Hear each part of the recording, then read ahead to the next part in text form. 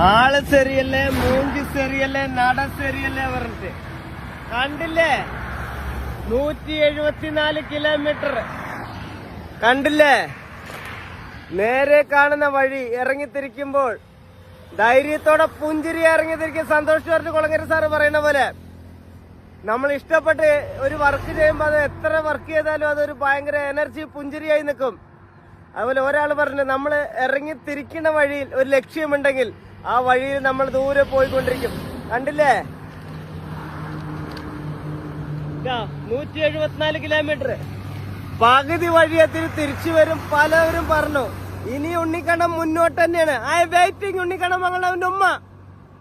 കണ്ടാ തളരാതെ പുഞ്ചിരിയ ഇതാ നേർക്ക് നേരെ വഴിയില് ലക്ഷ്യത്തിന് വേണ്ടി പോരാടും. എന്ത് പ്രശ്നം വന്നാലും കാലിത്തിരി പ്രശ്നമാണ്. ഇതാ ഒരു പക്കം വന്നിട്ടുണ്ട്. ഇതാ ഭയങ്കര വേദനയുണ്ട്, എന്നാലും നമ്മൾ പുഞ്ചിരിയാണ്. ഓക്കെ.